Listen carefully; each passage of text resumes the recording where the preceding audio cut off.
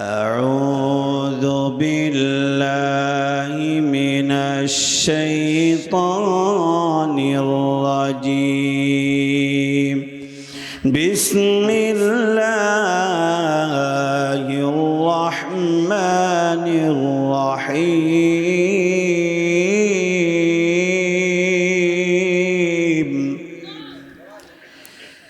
يا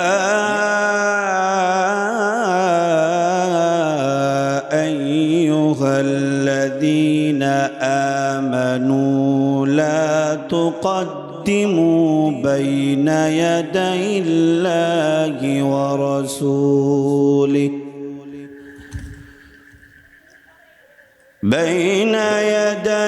الله ورسوله واتقوا الله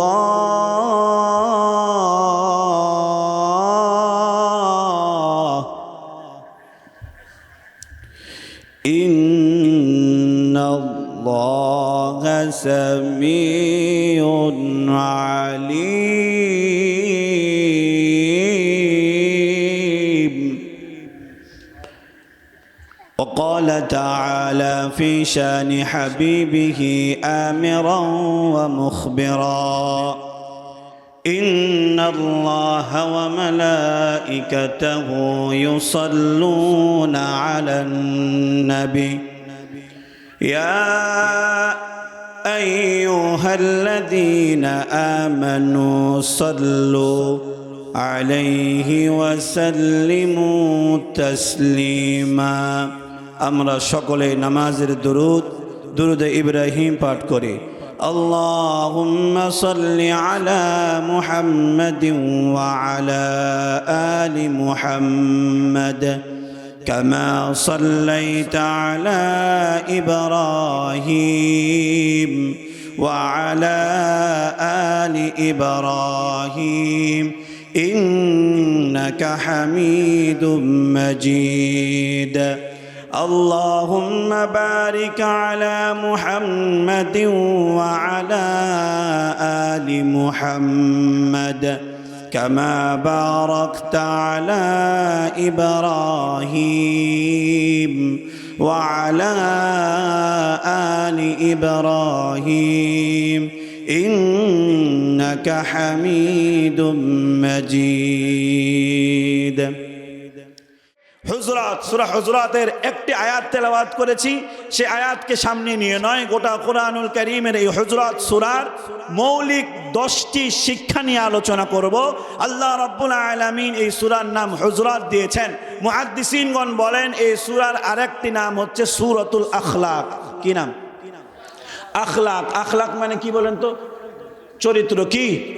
মাশাআল্লাহ, মানে আমরা ওয়াজ শুনে শুনে সবাই এখন বক্তা। কি বলেন? আখলাক মানে চরিত্র।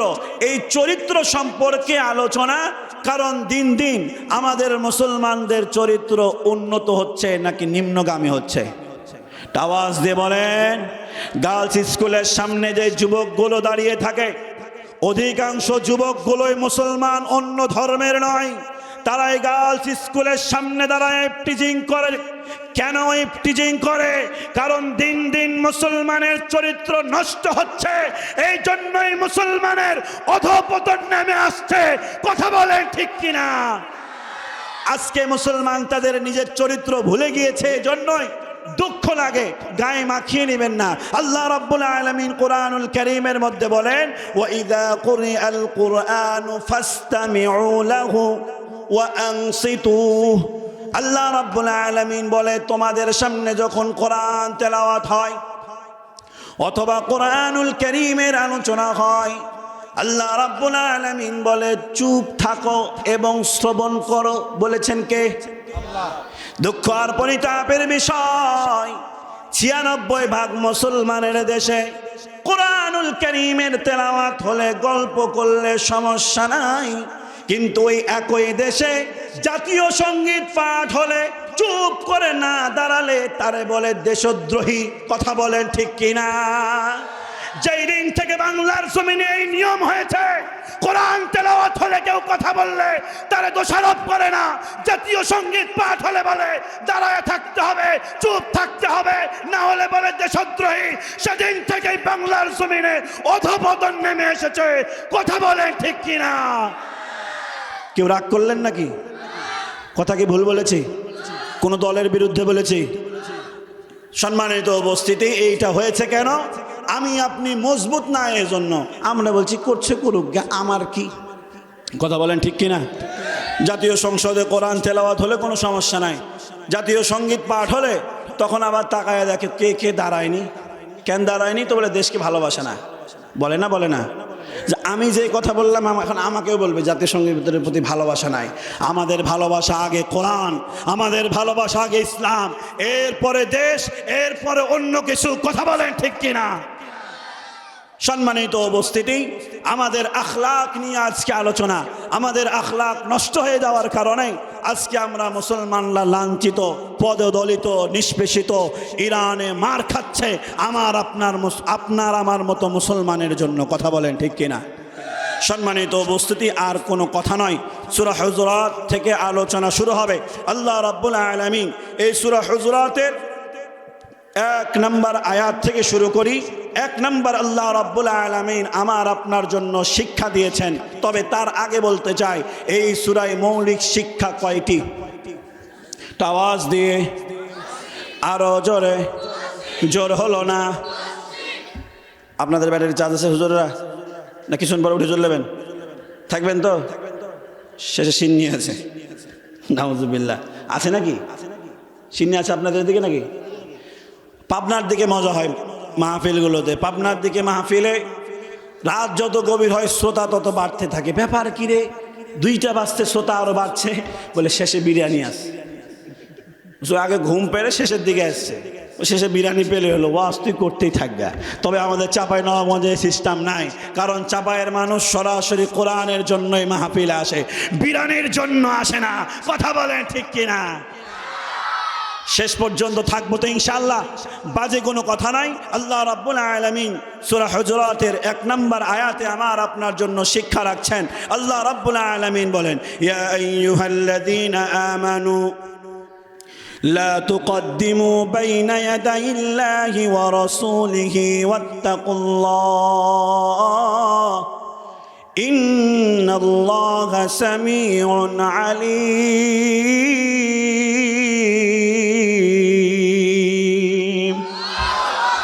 আল্লাহ রাব্বুল আলামিন ডাক দিয়ে বলেন, ইয়া আইয়ুহাল্লাযীনা আমানু, হে ঈমানদারেরা।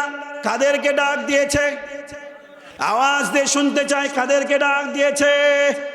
যারা কালেমা পড়ে মুসলমান হয়ে ঈমান এনেছ, আল্লাহ রাব্বুল আলামিন তাদেরকে ডাক দিয়ে বলে, হে ঈমানদারেরা, লা তুকদ্দিমু বাইনা ইয়াদাইল্লাহি ওয়া রাসূলিহি ওয়াত্তাকুল্লাহ।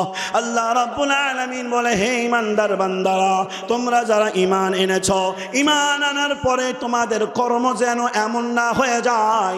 তোমরা সদা সর্বদা খেয়াল রাখবে, তোমাদের কর্ম, তোমাদের কাজ, তোমাদের আমলনামা যেন এমন না হয়ে যায়, তোমাদের কথা যেন এমন না হয়ে যায় যে আল্লাহ এবং তার রাসূলের আগ বাড়িয়ে তোমরা কোনো কাজ করবে না। বলেছেন কে?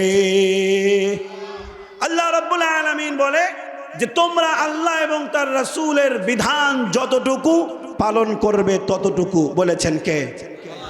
আল্লাহ এবং তার রাসূল সাল্লাল্লাহু আলাইহি ওয়াসাল্লামের যে বিধান, এই বিধানকেই মানা লাগবে। নিজের মন গড়া করা যাবে না, যে মন চাইলো তো করলাম। আমাদের সমাজে 40 আছে না নাই? আপনাদের দিকে নাই? রাগ করলেন নাকি? উঠতে লেগেছে? তবে একদম উঠিয়ে দেওয়াও ঠিক না। 40 করেন না, দুয়া মাহফিল করা যায়। আত্মীয় স্বজন মারা গেছে, তার ইসালে সোয়াব অবশ্যই করবেন, কিন্তু 4 দিন 40 এগুলো কাদের রেওয়াজ? হিন্দু ধর্ম অবলম্বী ভাই যারা রয়েছে তাদেরকে জিজ্ঞেস করবেন, তাদেরকেও মৃত্যুবরণ করলে তারা এরকম করে, কিছু একটা আয়োজন তারাও করে দিন হিসাবে। আমরা মুসলমানেরাও এরকম হয়ে গেছি, 40 দিনের দিনই করা লাগবে। এখন বৃহস্পতিবারের দিন ডেট পড়েছে বা শনিবারের দিন ডেট পড়েছে, হুজুর যাবে বাড়ি, বলে না ছুটি নাই, আর মিলাদ পড়িয়ে তারপরে যাবি। আছে না নাই? আপনাদের এখানে নাই মনে হয়, আলহামদুলিল্লাহ। তবে অন্যান্য জায়গায় আছে আল্লাহ এবং তার রাসূল সাল্লাল্লাহু আলাইহি ওয়াসাল্লামের বিধান যেই জায়গায় যতটুকু পালন করতে হবে ততটুকু বলেছেন কে? আল্লাহ রাব্বুল আলামিন এই জায়গায় আরেকটি বিষয় স্পষ্ট করেছেন, যেই ঘটনাকে কেন্দ্র করে এই আয়াতগুলো নাজিল হয়েছে। আল্লাহ রাব্বুল আলামিন আয়াতের মধ্যে আর পরের আয়াতের বলেন আল্লাহ রাব্বুল আলামিন, ইয়া আইয়ুহাল্লাযীনা আমানু লা তারফাউ আসওয়াতাকুম ফাওকা সাওতিন নবী ওয়া লা তাজহারু লাহু বিল কওলি কাজাহরি বা'দিকুম লিবা'দ আন তাহবাতা আ'মালুকুম ওয়া আনতুম লা তাশউরুন। আল্লাহ রাব্বুল আলামিন আয়াতের মধ্যে বলে, হে ঈমানদারেরা, এতটুকু স্মরণ রাখবে, আল্লাহ এবং তার রাসূল যা করেছে তার থেকে আগ বাড়িয়ে যাবে না। আবার স্মরণ রাখবে, তোমার কণ্ঠস্বর, তোমার আওয়াজ যেন আল্লাহ এবং তার রাসূলের চাইতে উঁচু না হয়ে যায়। আল্লাহ রাব্বুল আলামিন বলে, যদি তুমি আগ বাড়িয়া কিছু করো, আল্লাহ এবং তার রাসূল যা বলেছে এর চাইতে একটু বেশি যদি তুমি বুঝে ফেলো, আল্লাহ রাব্বুল আলামিন বলেন, আন তাহবাতা আ'মালুকুম ওয়া আনতুম লা তাশউরুন।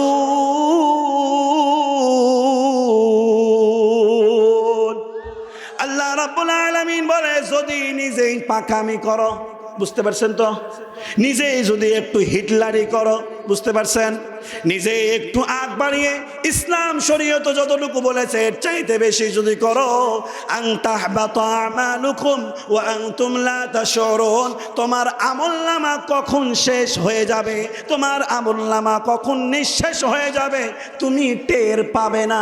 বলেছেন কে? আপনার আমার ধরেন যে এক জায়গায় 100 বিঘা জমি আছে। কত বিঘা? ও গল্প যেহেতু করছি বেশি বলি, সমস্যা কি? কি বলেন? 100 বিঘাওয়ালা কেউ আছেন নাকি? আছে? শিবগঞ্জে আছে 100ওয়ালা? আল্লাহু আকবার, বলুন না আল্লাহু আকবার। 100 বিঘা জমি এই সময় রূপকথার গল্প। তবে এর নিয়ামত কি বলে, নওগাঁ জেলার একটি থানা আছে পোরশা বলে, পোরশার দিকের মানুষের এখনো আছে 100, 200, 1000 বিঘাও জমি আছে তাদের। সম্মানিত উপস্থিতি, ধরেন আপনার আমার এক জায়গায় 100 বিঘা জমি আছে, আমি আপনি জানি যে আছে, কিন্তু মাঝখান দিয়ে কে কে আবার কাগজ কলম দিয়ে উল্টো পাল্টা করে ভিতর ভিতর জমিটা নিয়ে নিয়েছে, আমি আপনি জানি না। আপনি মারা যাওয়ার পরে আপনার সন্তান যাই দেখছে জমি নাই, তাহলে কপাল থাপড়াবে না? থাপড়াবে না? আরে কি হলো রে, এতদিন জানতাম আছে, কিন্তু আমি আপনি জানি আমার 100 বিঘা জমি আছে, সলিমউদ্দিন জোর করে আমার জমি নিতে যাচ্ছে, আমি আপনি গিয়ে বাধা দেওয়ার চেষ্টা করব না? করব না? করব। আল্লাহ রাব্বুল আলামিন এই জায়গায় দেখেন বলেন, আন তাহবাতা আমালুকুম ওয়া আনতুম লা তাশউরুন, তোমার আমলনামা কখন শেষ হয়ে যাবে বুঝতে পারবে না। আমার আপনার আমলনামা শেষ হয়ে যাচ্ছে বুঝতে পারলে, না হলে তওবা করে আল্লাহর কাছে মাপ চাইলাম, কিন্তু কখন শেষ হয়ে গেছে এটা যদি বুঝতে না পারি, দান করছি, সাদকা করছি, মরার পরে দেখছি শূন্য, আমার আপনার চাইতে কপাল পোড়া আর কেউ আছে? আল্লাহ রাব্বুল আলামিন বলেন, আন তাহবাতা আমালুকুম ওয়া আনতুম লা তাশউরুন, আল্লাহ এবং তার রাসূলের চাইতে আগ বাড়িয়ে কিছু করতে যাবে, তোমার আমলনামা কখন নিঃশেষ হয়ে যাবে তুমি বুঝতেও পারবে না। সম্মানিত উপস্থিতি, এই আয়াতের একটি শানে নজুল আছে, যেটাকে আমরা বাংলায় বলি প্রেক্ষাপট। বুঝেন তো? যে আয়াতটি আপনাদের সামনে এখন তেলাওয়াত করলাম, এই আয়াতের প্রেক্ষাপট শানে নজুল হচ্ছে, আল্লাহ রাসূল সাল্লাল্লাহু আলাইহি ওয়াসাল্লামের কাছে বনি তামিম গোত্রের কিছু লোক আসলেন। মনোযোগ আছে সবার? কি গোত্রের বললাম? বনি তামিম গোত্রের কিছু লোক এসে আল্লাহ রাসূল সাল্লাল্লাহু আলাইহি ওয়াসাল্লাম সাহাবা ইকরামদেরকে নিয়ে বসে আছেন। এমন সময় এসে বললেন, ইয়া রাসূলুল্লাহ, আমাদের বনি তামিম গোত্রে একজনকে আপনি প্রশাসক বা নেতা হিসাবে পাঠান, আমরা একজনকে আমির মানতে চাই। আল্লাহ রাসূল সাল্লাল্লাহু আলাইহি ওয়াসাল্লাম সেই জায়গায় সাইয়্যিদিনা আবু বকর এবং ওমর ফারুক রাদিয়াল্লাহু তাআলা আনহু বসেছিলেন। তাদেরকে জিজ্ঞেস করলেন যে তোমরা পরামর্শ দাও, কারে বনি তামিম গোত্রের প্রতিনিধি বা প্রশাসক হিসাবে পাঠানো যায়। সাইয়্যিদিনা আবু বকর রাদিয়াল্লাহু তাআলা আনহু বললেন, কাব বিন মাবাদকে ওই তামিম গোত্রের প্রতিনিধি বানানো যায়। সাইয়েদনা ওমর ফারুক রাদিয়াল্লাহু তাআলা আনহু বললেন, আকরাম বিন হাবিসকে ওই তামিম গোত্রের প্রতিনিধি হিসাবে পাঠানো যায়। দুইজনের নাম নেয়ার পরে সাইয়েদনা আবু বকর রাদিয়াল্লাহু তাআলা আনহু যার নাম নিয়েছে, আবাদের নাম নিয়েছে, আবু বকর রাদিয়াল্লাহু তাআলা আনহু আবাদ শ্রেষ্ঠ, এইটা বোঝানোর জন্য তার দিক থেকে যুক্তি দিচ্ছে যে এই শ্রেষ্ঠ। ওমর ফারুক রাদিয়াল্লাহু তাআলা আনহু তার দিক থেকে হাবিসের ব্যাপারে যুক্তি দিচ্ছে না, হাবিস শ্রেষ্ঠ। যেমন আমরা করেছি নির্বাচনের সময়, করেছি না করিনি? উঠাউঠি শুরু হয়ে গেল, কি গো চলে যাচ্ছেন কেন? আসবেন না আবার আসবেন না তো 100 টাকা দিয়ে যান, জরিমানা নিব না গো। বসেন, আপনারা বিরক্ত হচ্ছেন নাকি? কোরআনের বাইরে কোনো কথা হবে না। কোরআন শোনার জন্য এসেছি নাকি লাইলি মজনুর গল্প শোনার জন্য এসেছি? কোরআন শোনার জন্য আসি নাই। আমাদের চাঁপাইনবাবগঞ্জের মানুষ তো এতটুকু স্পষ্ট আমরা করেছি, যতদিন বাঁচব ইসলামের পক্ষেই থাকব। জীবন যেতে পারে, ইসলাম ঈমান আমরা দিতে পারবো না। কথা বলে ঠিক কিনা? অনেকেই এই জন্য আমাদেরকে আবার রাজাকারও বলে দিচ্ছে। কথা বলেন ঠিক কিনা? গায়ে মাখিয়ে নিন না, বললাম আর কি, যে ঘুম না আসে। এই কথাটা বলা মাত্রই ওদিক থেকে মনে লাইট জ্বলে উঠলো। কি বলেন তো, দাঁত দেখতে পাওয়া গেল, মানে খুশি। কি বলেন? মাঝে মধ্যে একটু ঝাল মশলা দেওয়া লাগে, কেউ আবার রাগ টাগ করেন না।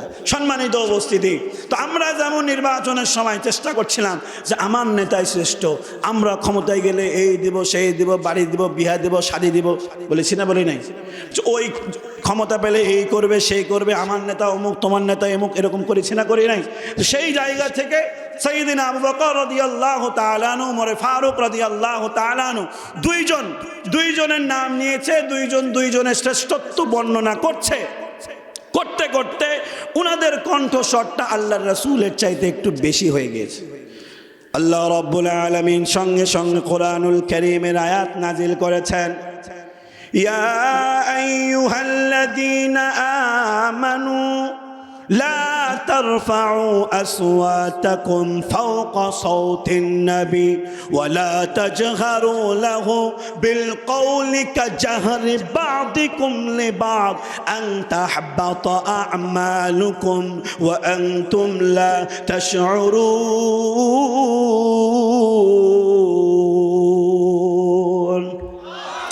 الله رب العالمين সঙ্গে সঙ্গে জানায় দিলেন, ইয়া রাসূলুল্লাহ, আপনি সাহাবায়ে কেরামদেরকে জানায় দেন, আপনি যে জায়গায় উপস্থিত রয়েছেন আপনার চাইতে সম্মানিত আর কেউ নাই, আপনার চাইতে বড় গুরুত্বপূর্ণ পৃথিবীর বুকে আর কেউ আছে নাকি?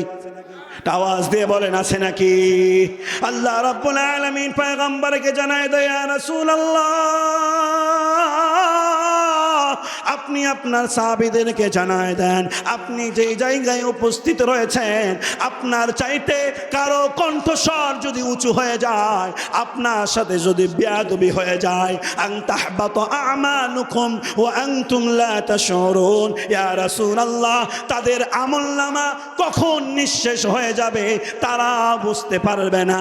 বুঝে থাকলে বলুন, হযরত আবু বকর ওমরের সম্মান কম নাকি বেশি? আওয়াজ দিয়ে বলেন, কম নাকি বেশি? উম্মতের মধ্যে সবচাইতে শ্রেষ্ঠ ব্যক্তির নাম সাইয়েদনা আবু বকর রাদিয়াল্লাহু তাআলা আনহু, তারপরে ওমর ফারুক রাদিয়াল্লাহু তাআলা আনহু। তাদের ব্যাপারে আয়াত নাজিল হয়, আল্লাহ রাব্বুল আলামিন বলে, জানায় দেন সে ওমর হতে পারে, আবু বকর হতে পারে, আপনার চাইতে যদি আওয়াজ বেড়ে যায়, আপনার অসম্মান যদি হয়, তাদের আমলনামাও নষ্ট করতে আমি আল্লাহ দ্বিধা করব না, তাদের আমলনামাও আমি আল্লাহ নিঃশেষ করে দেব, তারা বুঝতেও পারবে না। বলুন না আল্লাহু আকবার। সম্মানিত উপস্থিতি, এই দুইজনের ব্যাপারে এই কথা, এই দুইজনের সম্মান কেমন? হযরত আবু বকর রাদিয়াল্লাহু তাআলা আনহুর ব্যাপারে তো আমরা জানি, সাইয়েদনা ওমর ফারুক রাদিয়াল্লাহু তাআলা আনহু কেমন ছিলেন। ইতিহাসের কিতাবের মধ্যে পাওয়া যায় যে অনেক এইরকম মতামত হয়েছে যে আল্লাহর রাসূল এবং আবু বকর রাদিয়াল্লাহু তাআলা আনহু একদিকে মত দিয়েছে, ওমর ফারুক রাদিয়াল্লাহু তাআলা আনহু একা একদিকে মত দিয়েছে। আল্লাহ রাব্বুল আলামিন উমরের মতকে গ্রহণ করে তার পক্ষে আয়াত নাজিল করে দিয়েছে। বুঝতে পারেননি মানে আপনারা? আবার বলছি সুবহানাল্লাহ, আওয়াজ শুনে বুঝতে পেরেছি, বুঝতে পারেনি।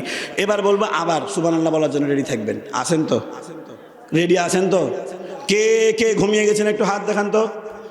চাচারা রাগ করছেন নাকি? এই চেয়ারটা হচ্ছে শিক্ষকের চেয়ার। কার চেয়ার? আমি আপনাদের সামনে যদিও আপনাদের ছেলে, কিন্তু এখন কি কি আওয়াজ দিয়ে বলেন? ওয়াজ আপনার কান পর্যন্ত যাচ্ছে কিনা, বুঝছেন কিনা, এটা আমাকে বুঝতে হবে না? হবে না? না জোলার মতো বকেই গেলাম? জোলা থাকলে আমি রাগ করে না, বলছি একটা কথার কথা। এখন মহা সমস্যা, কিছু বলতে গেলে হুজুরদের অনেক দোষ। কথা বলেন ঠিক কিনা?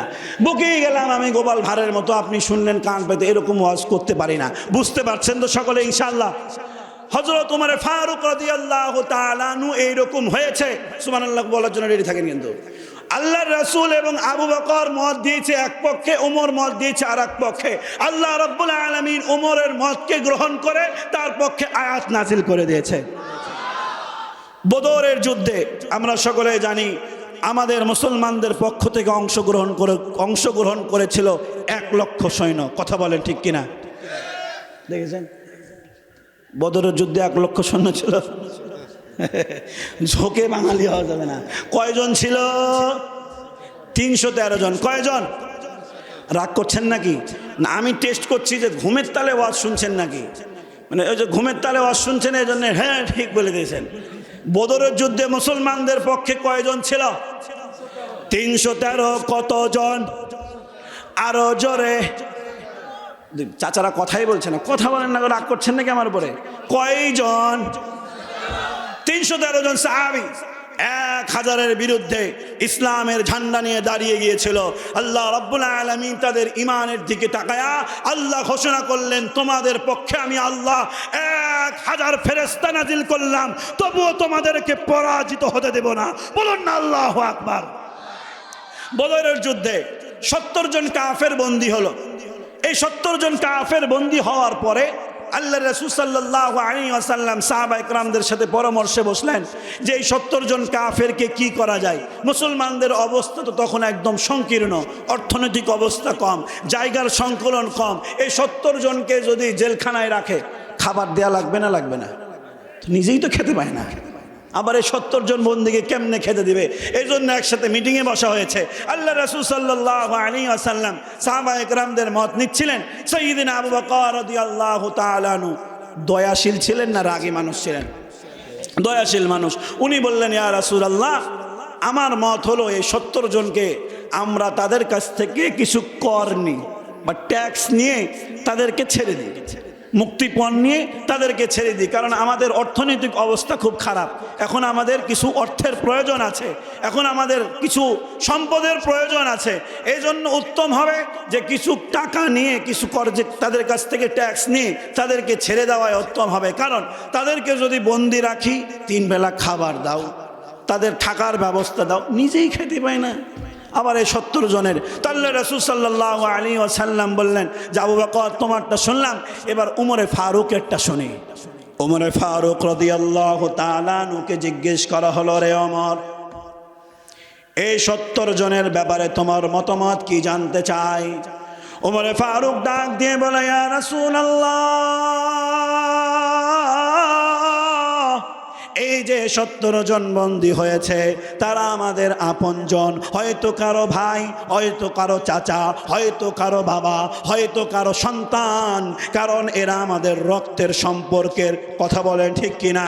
হযরত ওমর ফারুক রাদিয়াল্লাহু তাআলা আনহু যখন এই কথা বলতেছিলেন, আবু বকর মনে মনে ভাবে হয়তো ওমর আমার মতটাকে গ্রহণ করবে।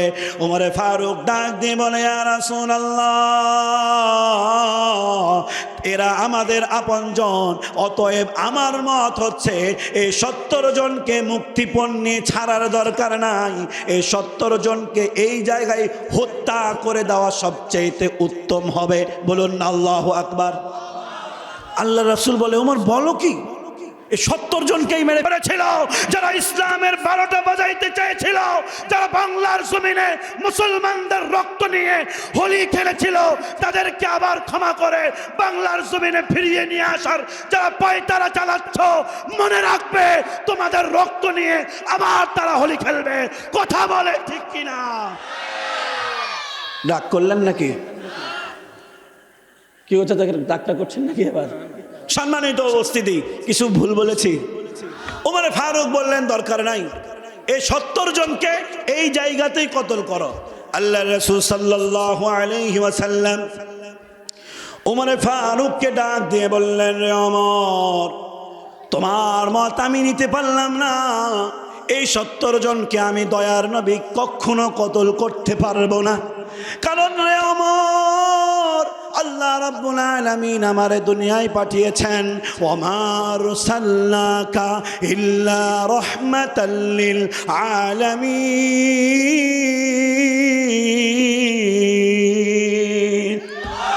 আল্লাহ রাসূল ডাক দিয়ে বলেন, ওমর, আল্লাহ রাব্বুল আলামিন দয়ার নবী হিসাবে আমারে দুনিয়ায় পাঠিয়েছে, আমি এই 70 জনকে কতল করতে পারবো না। রে ওমর, আমি আবু বকরের মতকে গ্রহণ করলাম, আমি আবু বকরের মতকে গ্রহণ করে এই 70 জনের কাছ থেকে মুক্তিপণ নিয়ে আমি রাসূল তাদেরকে মুক্ত করে দিলাম। আল্লাহ রাসূল সাল্লাল্লাহু আলাইহি ওয়াসাল্লাম এই 70 জনকে যখন মুক্ত করে দিলেন, আল্লাহ রাব্বুল আলামিন সঙ্গে সঙ্গে আয়াত নাজিল করলেন। আল্লাহ রাব্বুল আলামিন কোরআনুল কারীমের মধ্যে বলেন, মা কানা লিনাবিয়্যিন আন ইয়াকুনা লাহু আসরা হাত্তা ইউসখিনা ফিল আরদ তুরিদুনা আরাদাদ দুনিয়া ওয়াল্লাহু ইউরিদুল আখিরাহ।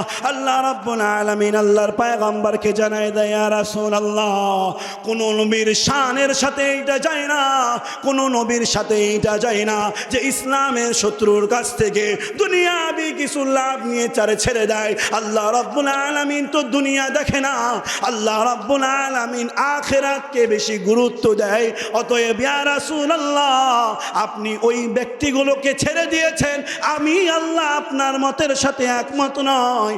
আপনি এবং আবু বকর যে মত দিয়েছেন এই মতের সাথে আমি একমত নয়। আমি উমরের মতকে গ্রহণ করে তার পক্ষে আমি আল্লাহ রায় দিলাম। তো আওয়াজ দিয়ে বলুন না সুবহানাল্লাহ। কি বুঝাচ্ছিলাম আপনাদেরকে? আল্লাহ রাব্বুল আলামিন আয়াত নাজিল করলেন, মনে আছে তো? আন তাহবাতা আমালুকুম ওয়া আনতুম লা তাশউরুন। এই 2 জনের ব্যাপারে আল্লাহ রাব্বুল আলামিন বলে, রাসূলের চাইতে নবীর চাইতে তোমার আওয়াজ যদি বেশি হয়ে যায়, মনে রাখবা তোমার আমলনামা কখন নিঃশেষ হয়ে যাবে তুমি বুঝতে পারবে না। বুঝেছে তো সবার ইনশাআল্লাহ? সম্মানিত উপস্থিতি, এই জায়গায় উলামায়ে কেরাম সকলে একমত। তাফসীরে কুরতুবীর মধ্যে আহসানুল বায়ানের মধ্যে এসেছে যে ওই 1450 বছর আগে আল্লাহ রাব্বুল আলামিন তো ঘোষণা করেছেন, নবীর গলার চাইতে আওয়াজ উঁচু হওয়া যাবে না, রাসূল বেইজ্জত হয়ে যায়, রাসূলের অসম্মান হয়, এমন কোনো কাজ করা যাবে না। তো এই আয়াতের এখন কি কাজ? প্রশ্ন আছে না নাই? আওয়াজ দিয়ে বলেন, আছে না নাই? ওলামায়ে কেরামদের একমত যে বর্তমান যুগে হয়তো রাসূল নাই, কিন্তু যে যা সম্মানের উপযুক্ত তাকে ততটুকু সম্মান দেয়া এই আয়াতের ব্যাখ্যা। বর্তমান যুগে আমরা যুবকেরা মুরব্বীদেরকে সম্মান দিই না, কথা বলেন ঠিক কিনা? যুবকেরা আমরা মনে করি গায়ে শক্তি আছে, আমরা আপডেটেড, এরা হচ্ছে ব্যাকডেটেড। আমরা স্মার্টফোন বুঝি, এরা বুঝে টেলিফোন। তো আমরা আগিয়ে আছি, আমরা সব বুঝি, বুড়ারা কিছুই বুঝে না, কথা বলেন ঠিক কিনা? এই জন্য বর্তমান যুগের যুবকেরা মুরব্বীদেরকে সম্মান করতে চায় না। এই মাহফিলে যেই বক্তা ওয়াজ করছে, যেই কোরআনের আলোচনা করছে, এই বক্তা পর্যন্ত মুরব্বীদেরকে সম্মান করে না, কথা বলেন ঠিক কিনা? এই কিছুদিন আগে, কয়েকদিন আগের একটি ঘটনা, বক্তা সাহেব আমার মতো ইয়াং মানুষ, শামীম রেজা নাম, মাহফিলে আলোচনা শেষ করার পরে দ্বিতীয় বক্তা আলোচনা শেষ করার পরে প্রধান বক্তা এসেছে, আগের কোনো একটা ঘটনা নেই, 2 জনের মধ্যে একটু রাগারাগি আছে। তো এবার এই যুবক দাঁড়ায় বলে, খুব বেশি হ্যাডম হয়ে গেছে আপনার, খুব বেশি ভাব হয়ে গেছে আপনার, সূরা ফাতিহা শুদ্ধ করে বলতে পারবেন না, আর আমার বিরুদ্ধে আপনি বলেন। কে বলছে? যুবক। এই শামীম রেজা নামে এক যুবক বক্তা, আমার মতো বয়স, তবে আমার চাইতে দাড়ি বেশি আছে, আমার দাড়িটা কম। তো এই কথা যখন বলেছে, এই মুরব্বী আপডেটেড না হলেও ব্যাকডেটেডের মানুষদের আদব আখলাক আছে না নাই? আগে আমরা দেখেছি আমাদের মুরব্বীরা আমাদেরকে শাসন করত, কোনো ভুল কাজ করলে শাসন করত। এখন মুরব্বীরা শাসন করতে ভয় পায়। যদি কিছু বলি ছোট বাচ্চাদেরকে, কথা শুনবে না, বরং দূর থেকে গিয়ে ঢেল মারবে। কথা বলেন ঠিক কিনা? এই শামীম রেজা যখন মুরব্বী, বড় আয়েস, মুরব্বীর অপমানজনক কথা বলেছে, একদম স্টেজে একদম কানের নিচে বসিয়ে দিয়েছে। ওই মাহফিলে আবার কিছু ভক্ত, অন্ধ ভক্ত শ্রোতা থাকে, আমার বক্তাকে মারলি মানে তোকে মেরে রাখবো না, কিন্তু তোর বক্তা যে বেয়াদবি করলো এটা তুই দেখলি না কিসের জন্য? এই অন্ধ ভক্তি থাকার কারণে নেতাগুলো, বড় বড় নেতাগুলো আজকে ভুল করে, চামচারা দোষ ধরে না, এই জন্য নেতারা ভুল করতে আরো বেশি পারে। কথা বলেন ঠিক কিনা? বর্তমান যুগে আমাদের আখলাক কেমন হয়ে গিয়েছে, আমরা মুরব্বীদেরকে সম্মান দিই না। আল্লাহ রাব্বুল আলামিন এই জায়গায় ইশারা দেয়, যার যতটুকু সম্মান তাকে ততটুকু করা লাগবে। এই স্টেজে ইমাম সাহেব হতে পারে বয়সে ছোট, কিন্তু মর্যাদা দিয়েছেন কে? ইমাম, মসজিদের ইমাম যিনি, আপনার চাইতে উনি সম্মানী নাকি কম সম্মানী? এখন এই ওয়াজ শোনার পরে মুরব্বীরা চিন্তা করবে, আপনারা তো চাপাইয়ের মানুষ, হাঁকে হুজুর একদম পাওয়ার দিয়ে দিয়েছে। হাঁকে বলে না, হামাকে, এরকমই তো কথা, না কি বলেন? যে হামাকে পাওয়ার দিয়ে দিয়েছে হুজুর, মুরব্বীদেরকে সম্মানের কথা বললো। হাতের হুজুরই তো হাঁকে সালাম দেয় না। কথা বলেন ঠিক কিনা? আমি মসজিদের সভাপতি সাহেব, ইমাম সাহেব আমাকে সালাম দেয় না। সম্মানের দিক দিয়ে সম্মান বেশি কার? ইমাম সাহেবের। কার সম্মান বেশি? উনি আপনার আখিরাতের প্রতিনিধিত্ব করছে, উনি আপনাকে নামাজ পড়াচ্ছে, সম্মানের চেয়ার দিয়েছে আল্লাহ তারে। আর আপনি বলেন ইমাম সাহেব সামনে দিয়ে চলে গেল, সালাম দিল না, সামনে মাসে 100 টাকা বেতন কাটা। আছে না নাই? আমি এক মসজিদে ছিলাম, এরকম ছেড়ে দিয়েছি, রাজশাহীর মধ্যে বড় মসজিদ, নাম বলবো না, তখন আবার ওরা আবার এসে বলবে আমাদের কথা বললেন কেন। তো বিশাল মসজিদে ছিলাম, রাজশাহীর মধ্যে নাম করা মসজিদগুলোর একটা, যারা আমার ব্যাপারে জানে তারা জানে, রাজশাহী সুনামধন্য মসজিদে ছিলাম, বিশাল মসজিদ। এই মসজিদের সভাপতি একদিন নাকি ওষুধের দোকানে আসে, আমি সামনে দিয়ে চলে গেছি। এবার নামাজের পরে বিচার বসেছে আমাকে নিয়ে, যে ইমাম সাহেব, আমাদের সভাপতি সাহেব ওষুধের দোকানে দাঁড়ায় ছিল, আপনি এসেছেন, সালাম দেননি কেন? সভাপতি সাহেব বলছিল, তোদের ইমাম আমার সামনে দিয়ে চলে গেল, আমাকে সালাম দিল না। আমিও টেরা মানুষ, কারণ চাপাই নবাবগঞ্জের রক্ত আমার গায়ে আছে। কথা বলেন ঠিক কিনা? উচিত কথা বলবো, রাগ করলে কর, আর যাই করবি কর। আমি বললাম, সভাপতি সাহেব যদি এই কথা বলে রাখে যে তোদের ইমাম সাহেব সামনে দিয়ে গেল, সালাম দিল না, তাহলে সভাপতি সাহেবের একদিনও নামাজ হয়নি, কারণ সে তো আমাকে ইমামই মানে না। কথা বলেন ঠিক কিনা? বেটা, তুমি আমার ইমাম মানো না, আমার পিছনে নামাজ পড়ো, তোমার নামাজই হবে না। মাসালা শুনে রাখেন, শরীয় কোনো আইন ছাড়া, শরীয় কোনো বিধান ছাড়া এমনিতে আপনার হুজুরকে ভালো লাগে না, ওই হুজুরের পিছনে আপনার নামাজ হবে না। বুঝতে পেরেছেন তো? এমনিতে আপনার ভালো লাগে না কেন? তো হুজুর, আমি যে দল করি এই দলের পক্ষে কথা বলে না, অন্য দল করে ওই পক্ষে কথা বলে, এজন্য আমি হুজুরকে পছন্দ করি না। এরকম আছে না নাই? আওয়াজ বুঝতে পারলাম না, আছে না নাই? আমি যেই ব্যক্তিকে পছন্দ করি না, আমার ওই দুশ্মন, ওর সাথে বের হুজুরের ভালো সম্পর্ক, এজন্য হুজুরকে পছন্দ করে না। হুজুর সোজা হয়ে হাঁটলেও দোষ, বেঁকা হয়ে হাঁটলেও দোষ, কাশলেও দোষ, হাসলেও দোষ। কথা বলেন ঠিক কিনা? এই জন্য যদি, শুধুমাত্র এই জন্যই যদি বিরোধিতা হয়ে থাকে, মাসআলা মনে রাখবেন, শরীয়ী কোনো কারণ ছাড়া, শরীয়ী কারণ বুঝতে পেরেছি যে হুজুর সিগারেট খায়, হুজুর মদ খায়, হুজুর মাগিবাজি করে, রাগ করছেন নাকি? এই সমস্ত কোনো কবিরা গুনাহ তার সাথে জড়িত রয়েছে, সে সুদ খায়, কিস্তি তুলে, লোনের ব্যবসা করে, এই সমস্ত কাজের সাথে যদি জড়িত থাকে, এই কারণে যদি আপনি অপছন্দ করেন, ঠিক আছে। এমনিতেই আপনি পছন্দ করেন না, ওই ইমামের পিছনে আপনার নামাজ হবে না। মনে থাকবে তো ইনশাল্লাহ? সম্মানিত উপস্থিতি, লম্বা করব না, সংক্ষেপে শেষ করব। 12:30 পর্যন্ত চললে কষ্ট হবে আপনাদের। 12:30 বেজে গেছে গো, আর 15 মিনিট থাকতে পারবেন তো ইনশাল্লাহ? কি বলেন হুজুর? 15 মিনিট কতক্ষণ চলবে? 1টার মধ্যে মোনাজাত শেষ, ইনশাল্লাহ থাকবো তো ইনশাল্লাহ? সময় দিয়ে দিলাম, এবার তাড়াতাড়ি যাচ্ছি। 1 নম্বর কি বললাম? যার যেটুকু সম্মান তাকে ততটুকু দেয়া লাগবে। আল্লাহ এবং তার রাসূলের সামনে আগ বাড়িয়ে কিছু করা যাবে না। পারবো তো ইনশাল্লাহ? আওয়াজ দিয়ে শুনতে চাই, পারবো তো ইনশাল্লাহ? আল্লাহ রাব্বুল আলামিন 2 নম্বর শিক্ষা আমার আপনার জন্য দিয়েছেন। কুরআনুল কারীম আল্লাহ রাব্বুল আলামিন সূরা হুজুরাতের 6 নম্বর আয়াতের মধ্যে বলেন, আল্লাহ রাব্বুল আলামিন বলেন, ইয়া আইয়ুহাল্লাযীনা আমানু ইন জাআকুম ফাসিকুম বিনাবাইন ফাতাবায়ানু আন তুসিবু কওমান বিজাহালাতিন ফাতুসবিহু আলা মা ফাআলতুম নাদিমিন।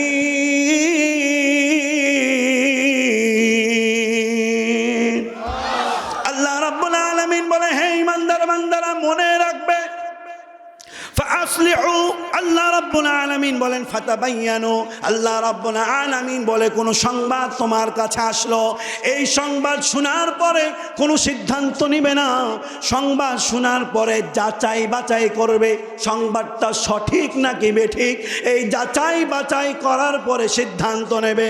না বুঝে যদি সিদ্ধান্ত নাও, আল্লাহ রাব্বুল আলামিন বলে তোমরা ক্ষতিগ্রস্ত হবে। বলেছেন কে? আল্লাহ রাসূল সাল্লাল্লাহু আলাইহি ওয়াসাল্লামের স্ত্রী ছিলেন জুয়াইরিয়া রাদিয়াল্লাহু তাআলা আনহা। উনি এক গোত্রের ছিলেন, বনি মুস্তালিক গোত্রের উনি ছিলেন। বনি মুস্তালিক গোত্রের কিছু মানুষ এসে আল্লাহ রাসূল সাল্লাল্লাহু আলাইহি ওয়াসাল্লামের কাছে ঈমান গ্রহণ করলেন। আল্লাহ রাসূল সাল্লাল্লাহু আলাইহি ওয়াসাল্লাম বললেন, ঈমান গ্রহণ করার পরে আপনাদের কাজ হবে, আপনারা আপনাদের মহল্লার যাকাতগুলো আদায় করে রাখবেন, আমি একজন প্রতিনিধি পাঠাবো, তার কাছে দিয়ে দিবেন। বললেন কে? কে বললেন? আল্লাহ রাসূল। আল্লাহ রাসূল সাল্লাল্লাহু আলাইহি ওয়াসাল্লাম ওলীদ ইবনে উকবা রাদিয়াল্লাহু তাআলা আনহুকে বললেন, ওলীদ ইবনে উকবা, ওই বনি মুস্তালিক গোত্রের লোকজন জাকাত কালেকশন করে রেখেছে, অমুক দিন তুমি যাবে, গিয়ে তাদের কাছ থেকে জাকাত নিয়ে আসবে। বনি মুস্তালিক গোত্রের সাথে ওলীদ ইবনে উকবার আগের এক দ্বন্দ্ব ছিল, ইসলাম গ্রহণ করার আগে দ্বন্দ্ব ছিল। ওলীদ ইবনে উকবা চিন্তা করে, হায় রে, মুসলমান হওয়ার আগে তো ওদেরকে এমন জ্বালিয়েছি, গেলে এবার আমাকে আর ছাড়বে না।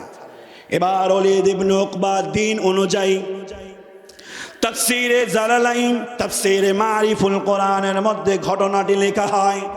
ওলীদ ইবনে উকবা রাদিয়াল্লাহু তাআলা আনহু বনি মুস্তালিক গোত্রের যাকাত আদায়ের জন্য রওনা হয়েছে। মরুভূমির পথ যখন বনি মুস্তালিক গোত্রের কাছাকাছি হয়েছে, দূর থেকে দেখে বনি মুস্তালিক গোত্রের লোকজন দল বেঁধে দাঁড়িয়ে আছে। এবার ওলীদ ইবনে উকবার মনের মধ্যে সন্দেহ জেগেছে, হায় রে, তারা হয়তো শুনেছে আমি ওলীদ ইবনে উকবা আসছি, আমারে মারার জন্য দাঁড়িয়ে আছে। এবার ওলীদ ইবনে উকবা আর সামনে যায় নাই, পিছনে এসে আল্লাহর রাসূলকে ডাক দিয়ে বলে, নবী, আমি বনি মুস্তালিক গোত্রের কাছে যাকাত আদায়ের জন্য গিয়েছিলাম, তারা যাকাত দিবে না, বরং আমাকে মারার জন্য দল বেঁধে তারা দাঁড়ায় আছে, আমি গেলেই তারা আমারে হত্যা করবে। আচ্ছা, কথাটা বুঝে বলবেন, ওলীদ ইবনে উকবা বুঝে বলেছে নাকি না বুঝে? ওই জায়গায় কি গিয়েছিল?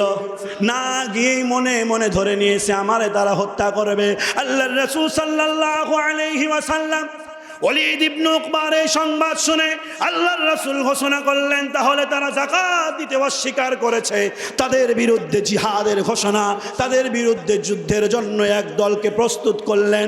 আল্লাহর রাসূল সাল্লাল্লাহু আলাইহি ওয়াসাল্লাম যখন এই দলকে পাঠাবে, ওদিক থেকে একজন ব্যক্তি আসলো, যার নাম হারেসা, বনি মুস্তালিক গোত্র থেকে আল্লাহর রাসূলকে এসে ডাক দিয়ে বলে, নবী গো, আপনি বলেছিলেন অমুক দিন আপনি একজনকে পাঠাবেন, ওই দিন আমরা যাকাতের টাকা নিয়ে দাঁড়িয়েছিলাম, কেউ তো আমাদের কাছে যায় নাই, আমরা যাকাত দেওয়ার জন্য প্রস্তুত ছিলাম।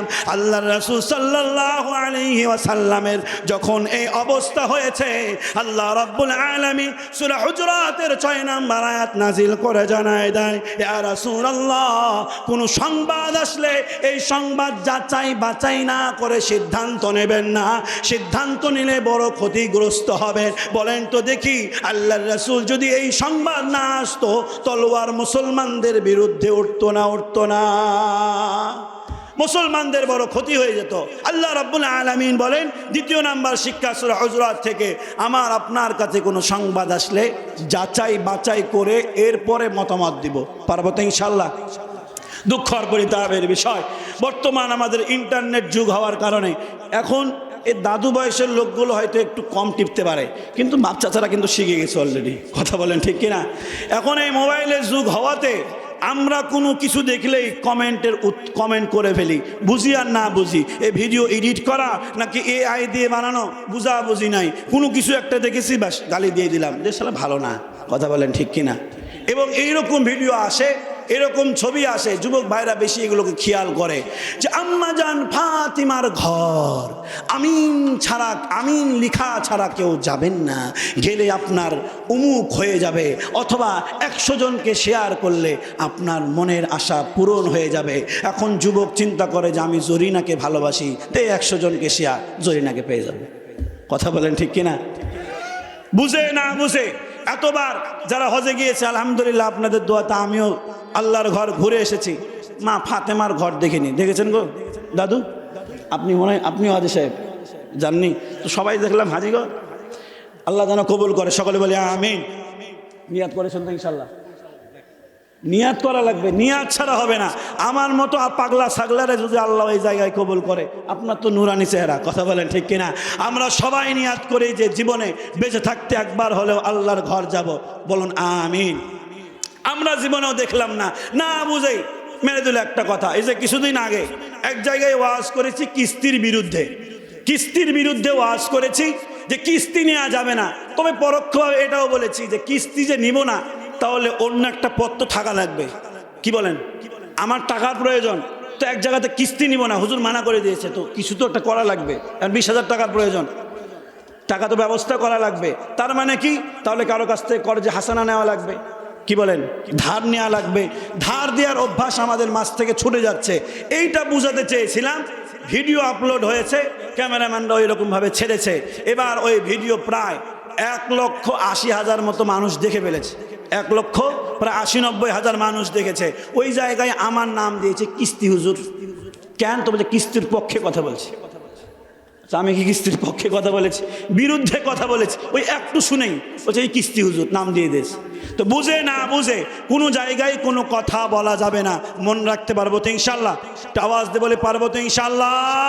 না জেনে না শুনে কেউ কোনো একটা কথা বলেছে, ঝন্টুর বাপ তোমাকে অমুক অমুক বলেছে, আপনিও গেল দিলেন, শালা পাগলা, আপনিও গেল দিলেন, রাগ করলেন নাকি? আমাদের আঞ্চলিক ভাষার কথা বলছি। কেউ না জেনে কোনো মন্তব্য করবো না, পারবো তো ইনশাল্লাহ? সম্মানিত উপস্থিতি, 3 নাম্বার শিক্ষা আল্লাহ রাব্বুল আলামিন সূরা হুজুরাতের মধ্যে বলেন, আল্লাহ রাব্বুল আলামিন বলেন সূরা হুজুরাতের মধ্যে, ইয়া আইয়ুহাল্লাযীনা আমানু ইন জাআকুম ফাসিকুম বিনাবাইন ফাতাবায়ানু।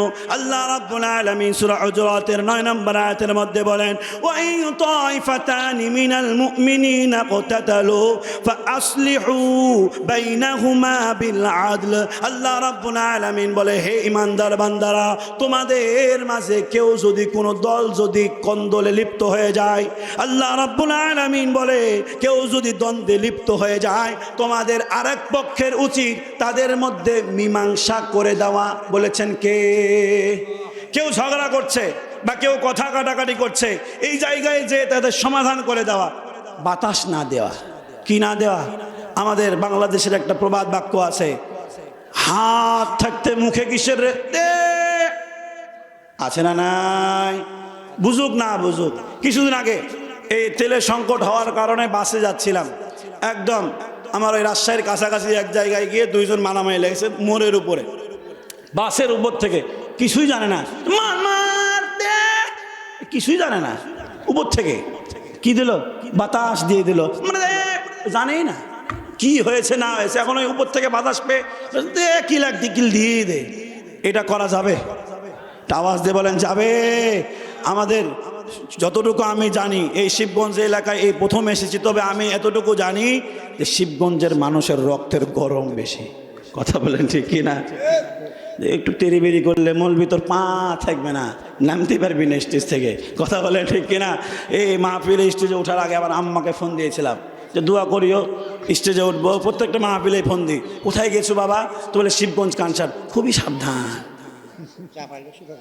হ্যাঁ হ্যাঁ, সবাই ভয় করে। আমরা চাঁপাইনবাবগঞ্জ শহরের, তো আমি চাঁপাইনবাবগঞ্জ শহরের ছেলে, আমি তো আমরা ভয় করি। শিবগঞ্জের মানুষ টাকা যাবে না, খবর আছে। কেন? তো শিবগঞ্জের মানুষের মুখের চাইতে হাত চলে বেশি। কথা বলেন ঠিক কিনা? আওয়াজ হয়নি ঠিক কিনা? তো হাত চালানো যাবে? চেষ্টা করতে হবে, দুই দল ঝগড়া লেগেছে, মীমাংসা করে দেওয়া, এই দল যাতে করে মীমাংসা হয়ে যায় এই বিষয়ে সর্বোচ্চ চেষ্টা করা। আল্লাহ রাব্বুল আলামিন বলেন ওয়া ইন তাইফাতান মিনাল মুমিনিনা ইকতাতালু, আল্লাহ রাব্বুল আলামিন বলেন ফাসলিহু বাইনাহুমা ফাইন বাগাত ইহদাহুমা আলাল উখরা ফাকাতিলুল লাতী তাবগী হাত্তা তাফিআ ইলা আমরিল্লাহ।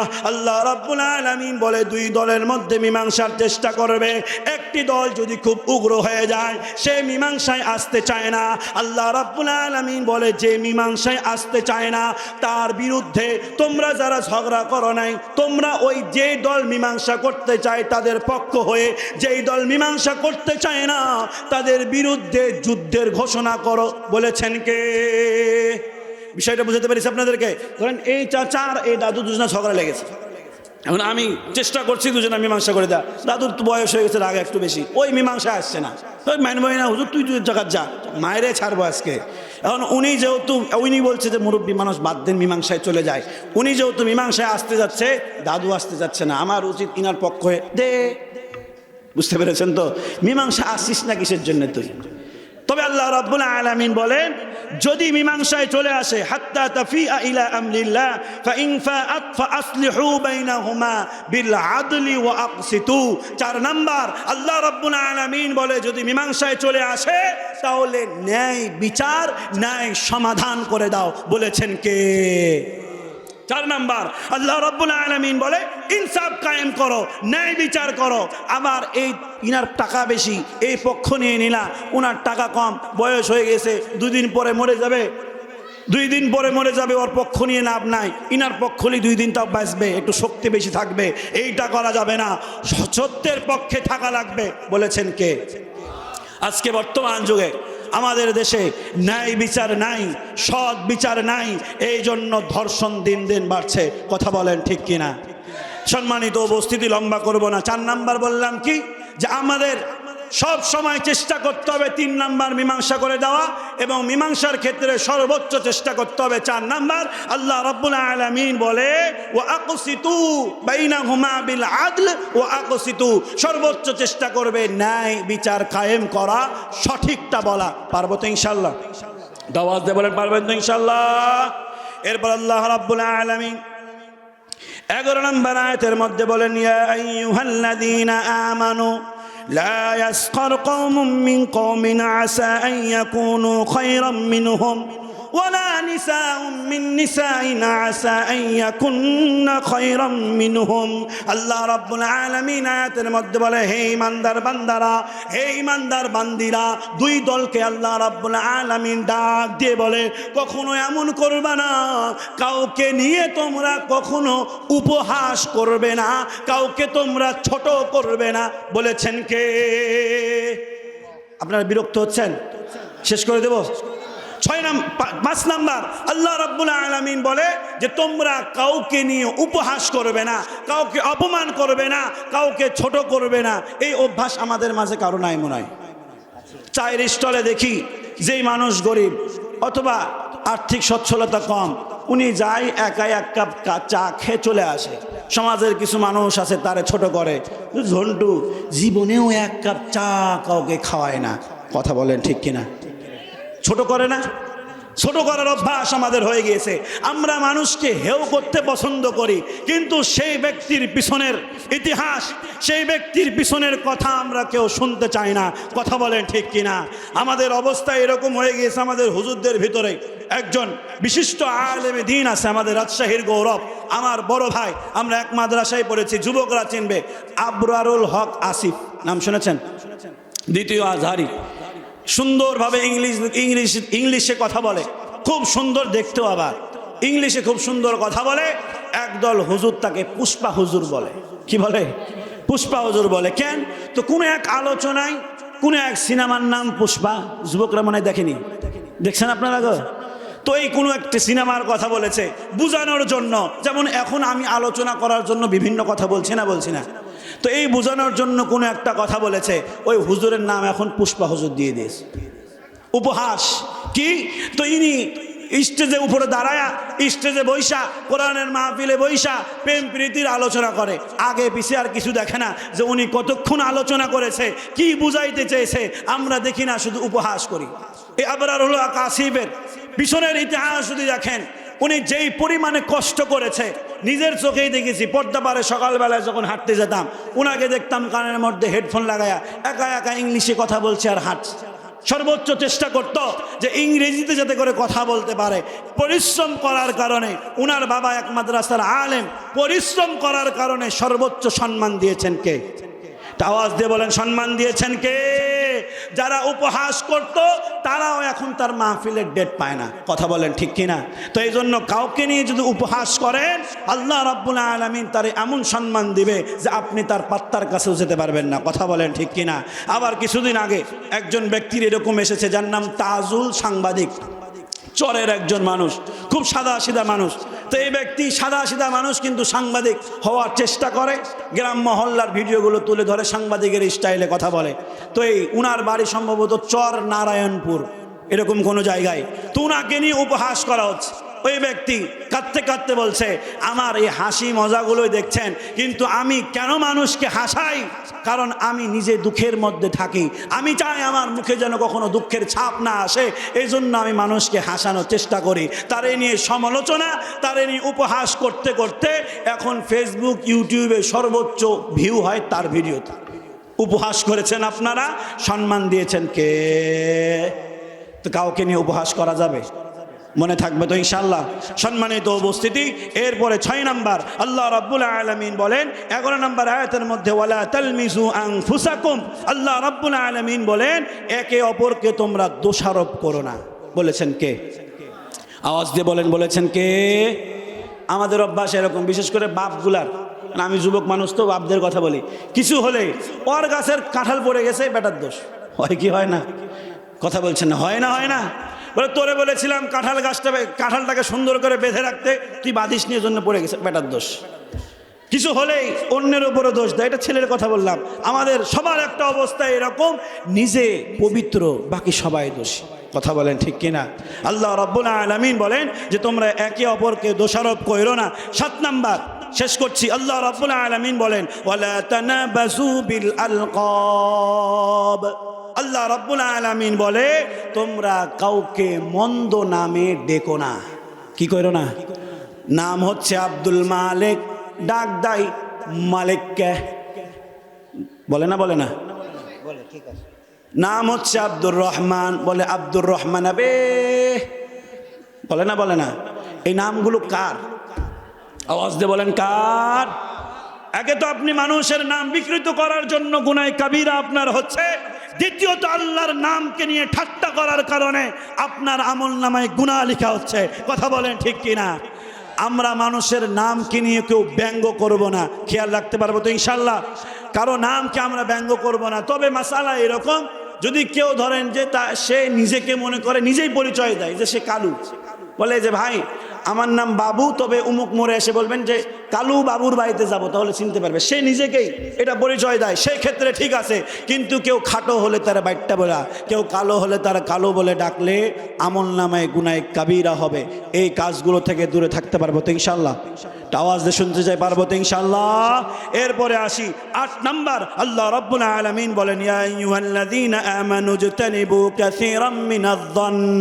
শেষ করছি, উঠেন না, দয়া করে কেউ উঠবেন না, শেষ করছি। আল্লাহ রাব্বুল আলামিন বলেন যে ঈমানদার বান্দারা তোমরা ধারণা থেকে, কারো উপরে খারাপ ধারণা করার থেকে দূরে থাকো। কি থাকো? খারাপ ধারণা করার থেকে দূরে থাকো। আমাদের স্বভাব হচ্ছে মানুষের প্রতি ভালো ধারণা আমরা কেউ করতে পারি না। কথা বলেন ঠিক কিনা?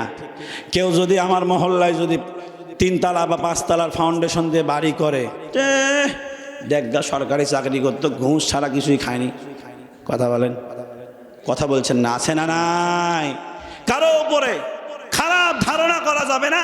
আল্লাহ রাব্বুল আলামিন বলেন ইন্না বাদায-যন্নি ইস, যদি এই ধারণা সঠিক না হয়, তুমি যেই চিন্তা করতেছো এই চিন্তা যদি সঠিক না হয়, আল্লাহ রাব্বুল আলামিন বলে বান্দা তুমি এই ধারণা করার কারণে তোমার আমলনামায় গুনাহ লিখবেন ফেরেশতারা। অতএব মুসলমান আওয়াজ দিয়ে শুনতে চাই, কারো প্রতি খারাপ ধারণা করা যাবে, কারো দোষ খুঁজে বেড়ায় না। আমার আপনার স্বভাব হলো কারোর সাথে যদি কিছু হয়ে যায় সে অতীতে কি করেছে সেটা টেনে নিয়ে আসে। কথা বলেন ঠিক কিনা? আমি তো এরকমভাবে বলি যে বর্তমান যুগে যদি উমরে ফারুক রাদিয়াল্লাহু তাআলা আনহু বেঁচে থাকতেন, আমরা বাঙালি তাকে বলতাম এখন আমাদের সামনে ভাব মারতে আসছে, তুমি তো নবীকে মেরে ফেলতে গেছিলা, এখন ভাবলা আমাদের সামনে। কথা বলেন ঠিক কিনা? আমাদের স্বভাব এরকম যে এখন নামাজ পড়ছে, বাপরে জানতাম না, জন্টুর বাপ তুই আগে কি করতি, এখন নামাজ দিয়ে হবে নাকি? কথা বলেন ঠিক কিনা? যে অমুকে 5,000 টাকা মসজিদে দান করেছে, দান করলো দেখা সুদের টাকার সাথে জড়িত, দান কবুল হবে না। মানে আপনি এরকম যে কি বলি যে দান কবুল হবে না, এখন দান করলে হবে নাকি, এখন হজে গেলে হবে নাকি, দেখা ভাইদের সম্পদ সব মেরে খেয়েছে। আছে না নাই? আল্লাহ রাব্বুল আলামিন তারে মাফ করবে কি তারে জাহান্নামে দিবে, এই দায়িত্ব আমার আপনার কাছে দিয়েছে নাকি? আপনি এই ব্যাপারে কিছুই বলবো না। এই আবু দাউদ শরীফের একটি ঘটনা পাওয়া যায়। আল্লাহ রাব্বুল আলামিনের পয়গম্বর মুহাম্মদুর রাসূলুল্লাহ সাল্লাল্লাহু আলাইহি ওয়াসাল্লাম সাহাবায়ে কেরামদেরকে নিয়ে বসে আছেন। আল্লাহর রাসূল সাল্লাল্লাহু আলাইহি ওয়াসাল্লাম বনি ইসরাঈলের 2 জন যুবকের ঘটনা শোনাচ্ছেন সাহাবায়ে কেরামদেরকে। আল্লাহর রাসূল সাল্লাল্লাহু আলাইহি ওয়াসাল্লাম বলেন 2 জন যুবক ছিল, যারা একজন ব্যক্তি ছিল যে নামাজি, আর একজন যুবক ছিল 2 বন্ধু, সে নামাজ কালাম পড়ে না। নামাজি যুবক, আল্লাহওয়ালা যুবক বারবার বেনামাজি বন্ধুকে নামাজের জন্য দাওয়াত করে, আল্লাহকে ডাকার জন্য দাওয়াত করে। এই বেনামাজি বন্ধু তার কথা শুনে না, বারবার বলে তোর কথা আমি শুনবো না, আল্লাহর পায়ে আমি সেজদা দেব না, আমি নামাজ আদায় করব না। বারবার নামাজি বন্ধু নামাজের জন্য বেনামাজি বন্ধুকে ডাক দেয়, বেনামাজি বন্ধু রাজি হয় না। মুসলিম শরীফের 2621 নাম্বার হাদিস। সন্দেহ হলে বাড়িতে গিয়ে দেখবেন। আল্লাহর রাসূল সাল্লাল্লাহু আলাইহি ওয়াসাল্লাম এই 2 জন যুবকের কথা বলে। যেই যুবক 5 ওয়াক্ত নামাজ পড়ে, এই যুবক একদিন বেনামাজি বন্ধুরে ডাক দিয়ে বলে, রে বন্ধু, খোদার কসম করে বলি আল্লাহ তোরে জাহান্নামে দাখিল করবে। আল্লাহর রাসূল ডাক দিয়ে বলে, নামাজি বন্ধু যখন কসম করে বলেছে আল্লাহ তোরে জাহান্নামে দিবে, আল্লাহ রাব্বুল আলামিন সঙ্গে সঙ্গে ফেরেশতাদেরকে ডাক দিয়ে বলে, রে ফেরেশতারা, আমি আমার বান্দারে মাফ করব কি করব না এটা আমার ইখতিয়ার। আমি আমার বান্দারে জান্নাত দিব না জাহান্নামে দিব, আমার ইখতিয়ার, আমার ইচ্ছা। আমার বান্দা নামাজি বান্দা আমার কসম করে বলেছে আমি আল্লাহ তারে জাহান্নামে দিব, এটা কখনো হতে পারে না। আমি আল্লাহ চাইলে কাউকে মাফ করে জান্নাতে দিয়ে দিতে পারি। আল্লাহর রাসূল বলে, এই নামাজি যুবক অন্য একজন যুবককে বেনামাজিকে জাহান্নামী বলার কারণে আল্লাহর রাসূল বলে কিয়ামতের ময়দানে নামাজি যুবককে আল্লাহ জাহান্নামে দিবে। বলুন না নাউজুবিল্লাহ। আমি আপনি জীবনে কাউকে জাহান্নামী বলিনি, বলেছি না বলি নাই? কিছু করলেই বলি যে করি না, আজকে থেকে করব, মনে থাকবো তো ইনশাআল্লাহ। কাউরি ব্যাপারে আমি কিছু বলতে যাব না যে সে সুদখোর। যেমন আমার ইতিহাসে আমি দেখেছি, আমি 5 বছর আছে এক মসজিদে মুয়াজ্জিন ছিলাম, 6-7 বছর আগের ঘটনা। তো আমি যখন মুয়াজ্জিন ছিলাম, একজন ব্যক্তি দেখতে খুব সুন্দর, তারে সালাম কালাম দিতাম, কারণ মসজিদে সবার আগে আসতো। তো আমি যে তারে সম্মান করি, কিছু মুসল্লি আমারে বলল, ওর ব্যাপারে জানো, সুদ খায়, সুদখোর, ব্যাংকে টাকা রেখে দিয়েছে, সুদের টাকা তুলে আর খায় আর চলে। আমারও একটু ঘৃণা লাগলো যে রে সালামটাই নষ্ট মনে হয়। তো কিছুদিন পরে যখন করোনা শুরু হলো, এই টিকা দেওয়া যখন শুরু হয়েছিল, এই সময় এশারের নামাজের সময় উনি আমার সামনে বসা। উনি বলে যে আমাকে ছেলে বলে ডাক দিত, যে বলে বাবারে শরীরটা খুব খারাপ লাগতেছে, আজকে টিকা দিয়ে এসেছি, কেমন যেন ভালো লাগতেছে না। তো আমি কিছুক্ষণ পরে দেখছি সামনের কাতারে বসে আছে, এশারের নামাজের 1-2 মিনিট বাকি। এই সময় নামাজের সামনের কাতারে, মানে মুয়াজ্জিন সাহেবের পাশেই উনি বসতেন, আমার পাশেই উনি বসতেন। তো কিছুক্ষণ পরে দেখলাম যে উনি উপর দিকে তাকাচ্ছে। তো আমি আবার বললাম যে চাচা ফ্যান দিব নাকি? গরম টরম লাগছে নাকি? ইশারা করলো যে না, উপরেও তাকাচ্ছে। কিছুক্ষণ পরে দেখছি যে মাথাটা সিজদার মতো নিচে দিয়ে দিল। প্রায় 30 সেকেন্ড মতো দেখছি নিচের দিকে আসে, আর নিচ থেকে মৃত্যুর আগে যে গড়গড়া একটা শব্দ আসে, মৃত্যুর গড়গড়া, এই আওয়াজ আমি পেয়েছি। সঙ্গে সঙ্গে ওনাকে উঠায়া কোলে যখন নিয়েছি, সুন্দরভাবে চোখ বন্ধ করে আমার কোলেই মারা গিয়েছে। বলুন না আল্লাহু আকবার। তো এই মৃত্যুটা কি খারাপ মৃত্যু বলা যাবে? মসজিদের মধ্যে মারা যাওয়া ভাগ্যের ব্যাপার না? কিন্তু এই লোকটা খেত কি খেত? তো আমি আপনি এতদিন জাহান্নামী বলে দিয়েছি, মৃত্যু দেখেই তো বোঝা যাচ্ছে যে ইনি জান্নাতি। কথা বলেন ঠিক কিনা? এই ভাগ্যের এই নামাজের এই মুহূর্তে মসজিদের মধ্যে পবিত্র অবস্থায় ওযু হালতে কোনো কষ্ট নাই, স্বাভাবিকভাবে মৃত্যুবরণ করলো, বোঝাই যাচ্ছে যে ওনার মৃত্যুটা কেমন হয়েছে। কিন্তু যারা আমরা তারে সুদখোর বলে জাহান্নামী বলেছি, আমাদের আমলনামা কি ঠিক আছে? সম্মানিত উপস্থিতি, এই কারো ব্যাপারে এই সমস্ত কথা বলা থেকে দূরে থাকতে পারবো তো ইনশাআল্লাহ? অতীতে কে কি করেছে দেখার বিষয় নাই, কারো দোষ খুঁজতে যাব না, পারবো তো ইনশাআল্লাহ? সম্মানিত উপস্থিতি, 10 নাম্বার যেটা আমাদের সবার জানা, কারো নামে গীবত করলে আল্লাহ রাব্বুল আলামিন প্রতি গীবতে 10টা করে নেকি দান করবে। বলুন সুবহানাল্লাহ। ওয়াজ এতক্ষণ এটাই শুনলাম আমরা। কারো নামে গীবত করা যাবে? আওয়াজ দিয়ে বলেন যাবে। ইমাম আবু হানিফা, উনার ব্যাপারে বলা হয় যে উনাকে মানুষ জিজ্ঞেস করে যে হুজুর আপনি কারো গীবত করেন না, কারো শিকায়ত করেন না, এমনটা কেন? বলে আমি লস করতে চাই না, কারণ আমি যে কষ্ট করে আমল করি, আমার আমল কাউকে আমি দিতে রাজি না।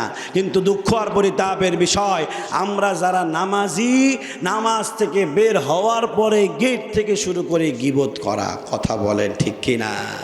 মানে নামাজ যা পড়েছিলাম, ওই নামাজের সোয়াবটা ঘাড়ের মধ্যে নিয়ে বহন করা কষ্টকর, গীবত করে ওর বাড়িতে দিয়ে দে। কথা বলেন ঠিক কিনা? কারো নামে যদি গীবত করেন, আপনার আমলনামা তার কাছে যাবে, তার গুনাহ আপনার কাছে আসবে। এই গুনাহটা আবার মা বোনদের মাঝে একটুকু নাই। কথা বলেন ঠিক কিনা? মা বোনদের বেশি। আল্লাহ রাব্বুল আলামিন মা বোনদেরকে ছোট করার জন্য বলছি না, তারা একটু বেশি গীবত শিকায়ত করতে পছন্দ করে। কিন্তু আবার প্রশংসা করতে পারে কার? নিজের বাড়ির বহুর প্রশংসা করে না, নিজের বাড়ির বেটার বহুর প্রশংসা করে না, ঝন্টুর বেটার বহুর প্রশংসা করে। কথা বলেন ঠিক কিনা? ঝন্টুর বেটা বিয়ে দিয়েছে, আর বউ ঈদের দিন কত কিছু নিয়ে আসলো। এর বউ কিন্তু নিয়ে এসেছে, ওর নিজের বেটা বউ কিন্তু নিয়ে এসেছে, ওটার পছন্দ হয়নি। ওই বোম্বাইয়ের লাচ্চার স্বামী নিয়ে এসেছে, এই নিয়ে এসেছে এলাকার, এজন্য রাহা। নিজের বউ, নিজের বেটার বউ ভালো চিহ্নগুলো চোখে পড়ে না, অন্যর বেটার বউ কি করে সেটা চোখে পড়ে। 2 দিন পরে দেখা যাচ্ছে যার প্রশংসা করেছিল ওই অন্যের হাত ধরে পালিয়ে গেছে। এবার বেটা বউ বলে, শাশুড়ি ওর যে খুব প্রশংসা করেছিলেন, কি হলো? চগলা বলিস না তো, পরের দিক তাকাতে হবে নাকি, নিজের দিক তাকা। আছে না নাই? এই সমস্ত কাজ করা যাবে না।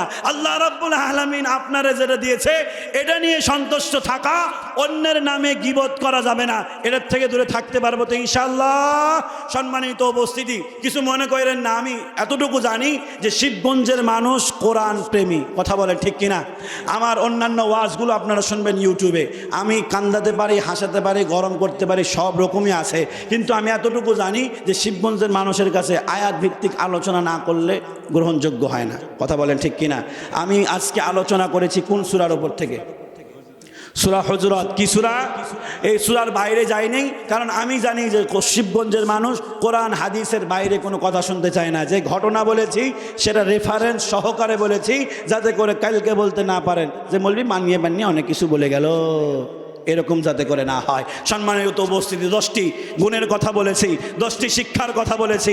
এই 10টি শিক্ষা নিজের জীবনে বাস্তবায়ন করতে পারবো তো ইনশাআল্লাহ? আওয়াজ দিয়ে বলেন পারবেন তো ইনশাআল্লাহ?